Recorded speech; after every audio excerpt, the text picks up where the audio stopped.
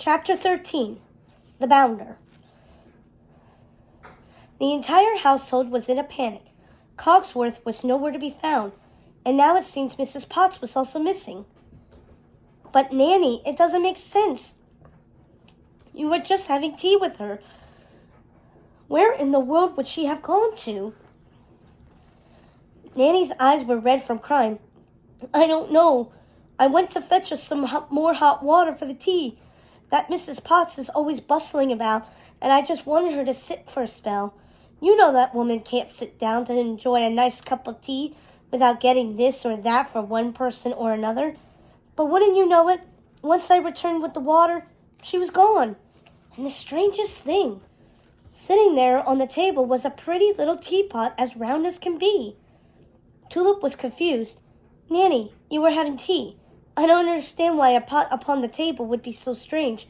Nanny said, but you see, I had the teapot we were using, didn't I? To get the water. So why was there another just sitting on the table?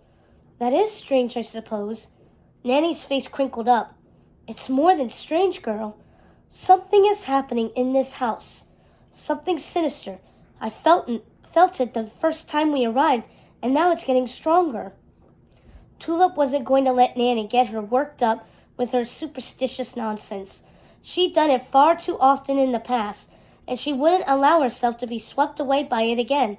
Not now. Oh, I know what you're thinking, girl. You think Nanny is an old, foolish woman.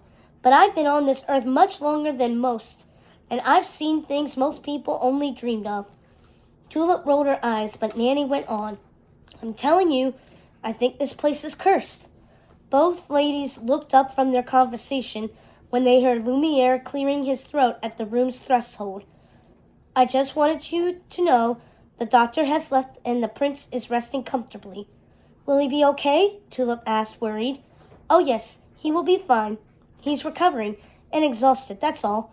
I'm sure he will want to see you tomorrow, he said, smiling in an attempt to lighten the mood. Tomorrow? Not today?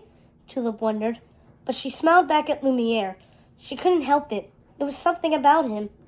You needn't fuss over this evening for dinner, she said. You could just bring us something on a tray.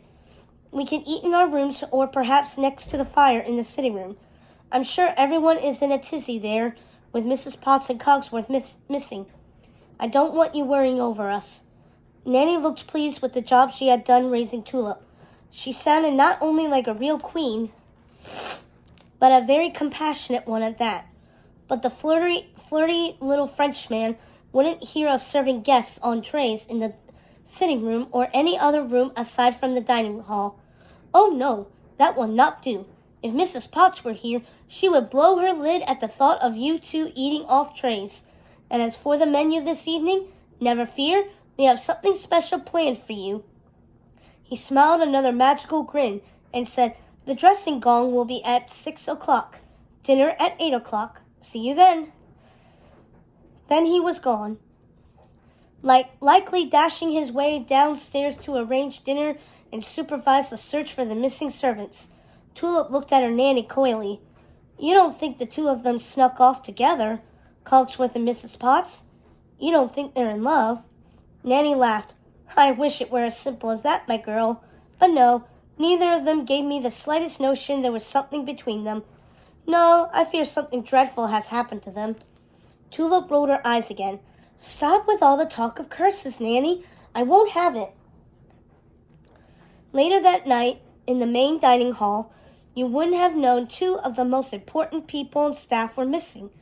The room looked lovely, decorated with some of the hothouse flowers from Tulip's surprise earlier in the day, and the candles were sparkling brightly in crystal votive bowls, casting an unearthly light. The two ladies were enjoying their dessert when the prince stumbled into the room looking half-crazed.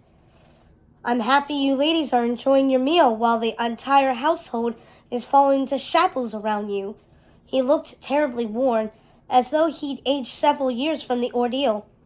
Nanny and Tulip just stared at him, at a complete loss. Have you nothing to say for yourself, Tulip? Sitting there, stuffing yourself while my childhood companions are suffering such a terrible fate? Nanny spoke first. Here now, I won't have you speaking to her like that. She's been worried sick over them and you.